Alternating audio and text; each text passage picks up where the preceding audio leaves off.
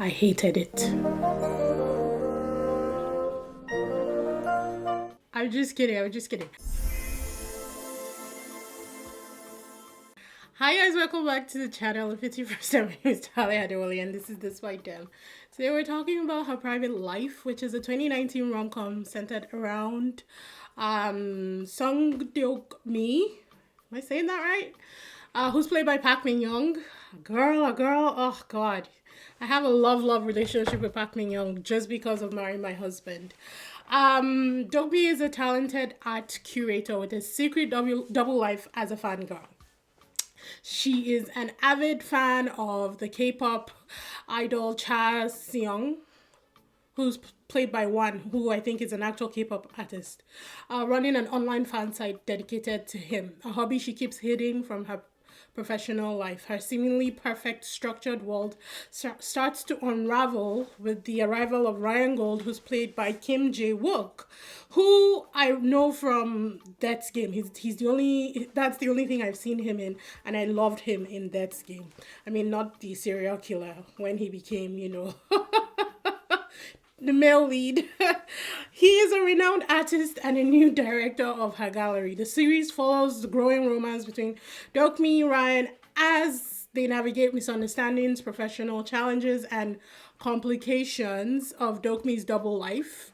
The show also delves into themes of personal identity, God do they, fandom culture, God do they, and the idea of acceptance in relationships. Now, if you haven't already, hit that subscribe button, like the video, leave your comments.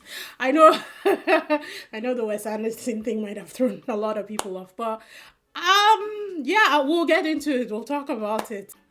It took me, I don't know which review it was for. I think it was King the Land, or it was either King the Land or the King Eternal Monarch. I feel like it was King the Land, where I'd hinted that I was watching one and I couldn't even get through episode one. I was watching one of the K-dramas and I couldn't even get through episode one, but I would go back and try and finish it. This was what I was talking about. It was like pulling teeth. Episode one took me 3 weeks to finish, guys. No joke. 3 weeks. I was like, why is it so boring? Why is it so dry? And store your pitchforks. Put out the torches, guys. Put out the torches. Just go with me on this. And I don't think I've even seen a bad review on this. And this isn't going to be a bad review. But I didn't like it. I didn't like episode 1 to 7. I did not. It was too much for me. Oh, let's go into the characters. So Sok Do-min, who is played by Park Min Young. I was so excited to watch this because of Park Min Young. And honestly, she was the reason why I finished it. If I didn't like her so much, I would have dumped this a long time ago. You guys know I'm not shy about letting go of series, whether it's reality TV or TV shows. If it's not doing what it's supposed to do, we are leaving it where it is, because time is essential and we don't have time to waste in this channel or in my life. So Park Min Young was the only person that kept me coming back. I was like, you know what? No, I like her. I actually liked her character in this show.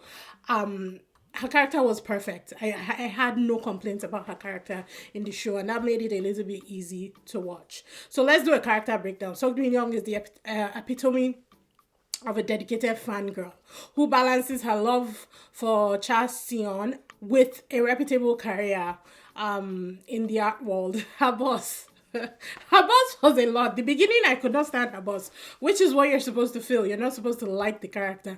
But honestly, when there's some spoiler. I can't. The end of the whole series really tied it up for me. When she saw her daughter, calling Deok Mi's mom, she was like, oh my god. I fell in love with that character instantly. That scene made me laugh so much. And in the end, she kind of grows on you. She's that kind of person that you want to hate, but is just so charming. and then you have no reason but to love her. And I think that's how she beat all the allegations in the show. So I really liked the boss in the end. Park Min Young does bring a lot of depth into this character. She does this for every character. There's no need for us to go into how amazing she is. We know that this woman delivers every single thing that she has been in, regardless of storyline or not. And then we have Ryan Gold, who's played by Jae Wook. So I've never seen him. Like I said, I've only watched him in Death's Game. So I've only ever seen him in like a thriller, murder mystery suspense kind of thing, which was Death's Game. In this, he was essentially he's handsome, talented, and an enigmatic art director. He's a bit of an aloof character, and initially is distant and guarded. That's how he was played due to his past traumas. Boy, what a trauma too. Jeez Louise.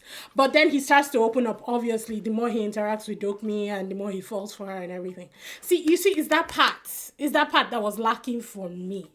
It's not like he wasn't playing the character the best that he could. I think he did well in playing the character. However, I don't think that their chemistry was all there. And you guys know I'm a person who loves love. So if the chemistry is not chemistry, I check out.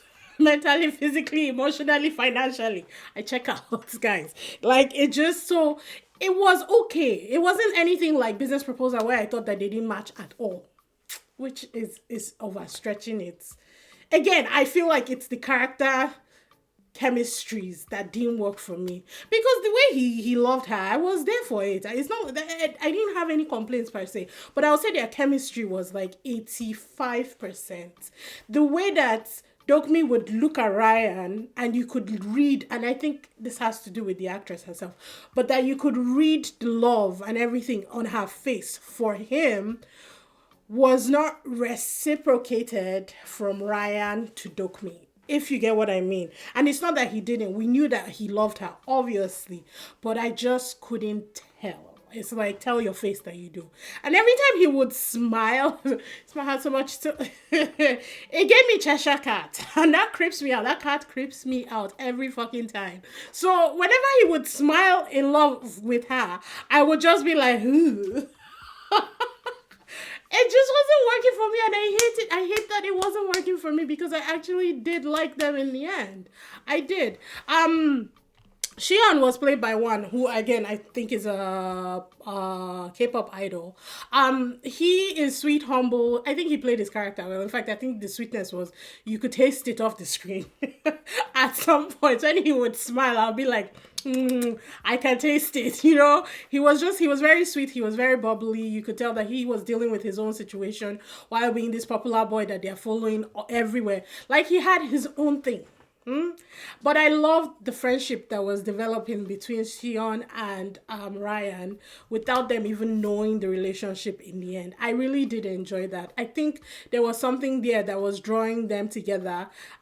Whatever it was that was drawing them together, it was palpable and you could tell. So I commend the actors for bringing that through the screen. And then the supporting characters, my favorite was the mom. She was hilarious. I hate that she had to do what she had to do, but man, times were hard and she was going through a very difficult situation herself. So I understand what happened between her and Ryan. It didn't seem like an easy thing to just overcome. However, because of the development of the story with Ryan and, finding his family in the end and all that kind of stuff, that kind of helped heal the situation a lot quicker than it would have been had he not been reconnected with his family. Creative criticism, the fangirl stuff, they should have ended it after episode 1. And I think that's what put me off it. I'm not a fangirl. Not to that extent. Like the excessive compulsive obsession of loving someone so much that you literally become a nuisance in their lives.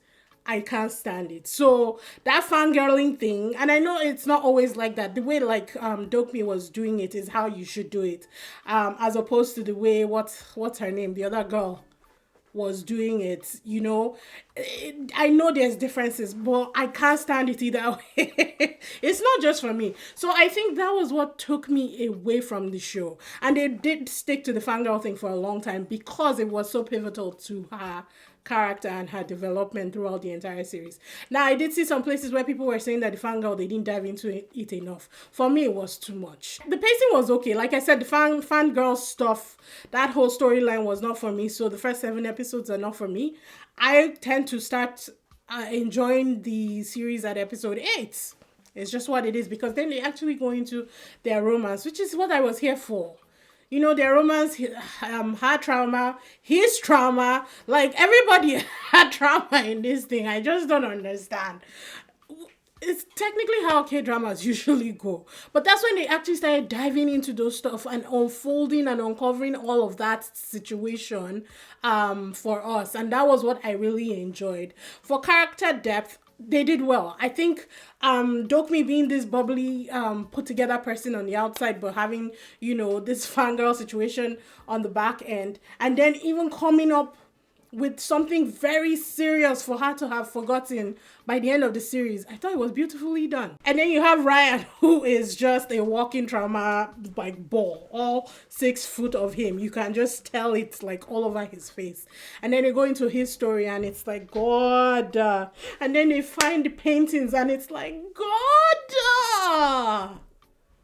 Could you imagine? Could you just imagine? His mom had left him in a park to play while she went to get some things. Basically, I think she went to sell some paintings and everything. And then she got into an accident. So it seemed like he was abandoned. He gets adopted by this family. The family loses their son. So the mom is dealing with a whole lot of crap. She then can't deal with an extra mouth to feed because dad's business went into the gutter. Son just died. It's a lot. So she takes him to the orphanage and dumps him there, you know, and it's making me want to cry. It was a lot. It was a lot.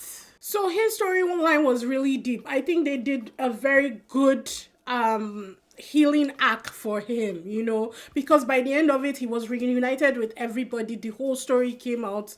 It was just, they did well for his character development.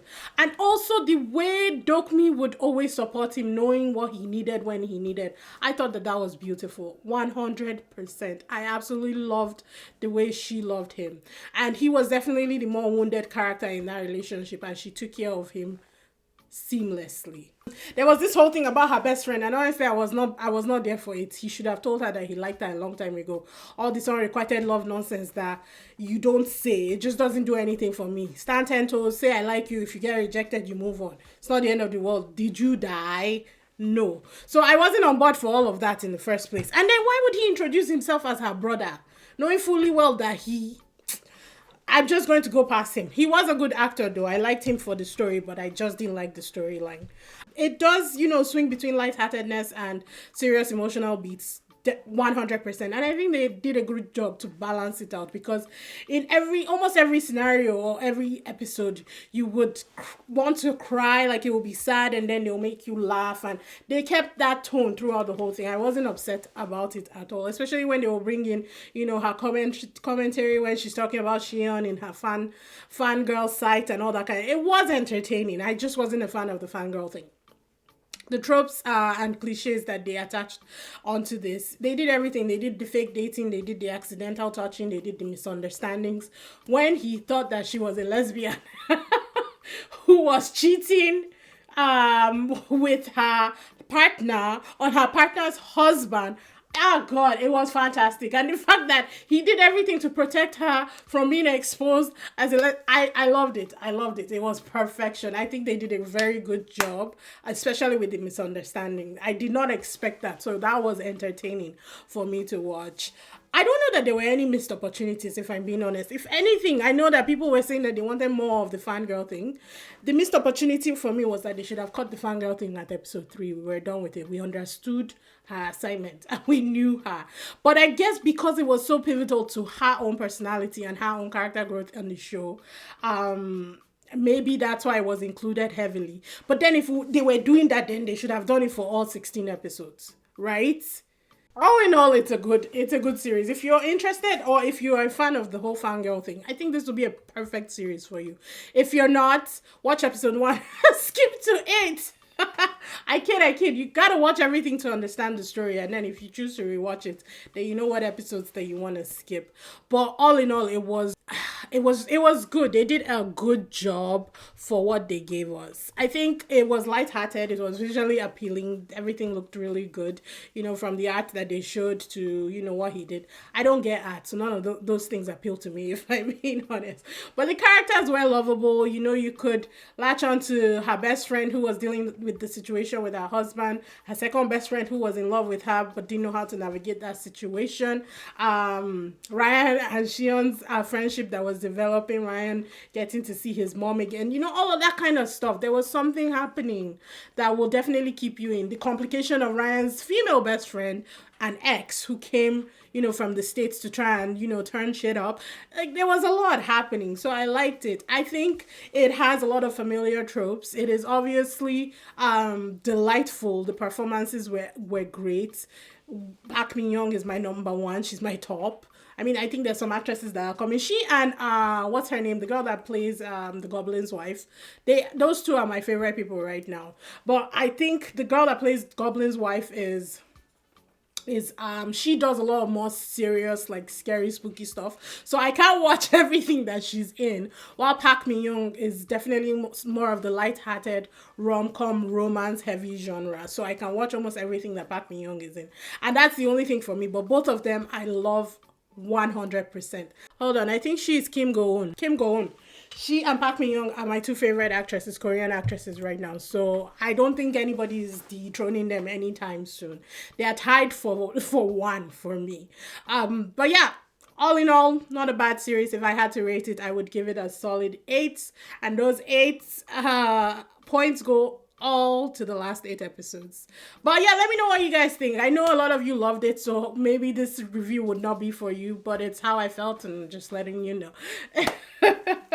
Be sure to use the comment section. Let me know if there are things that I missed about it. Let me know what the significance of that fangirling thing and why it was, so focused on without being focused on for us. And yeah, just let me know your thoughts in the comment section. Be sure to like the video, subscribe, hit that notification bell, and I'll see you guys in the next one. Bye.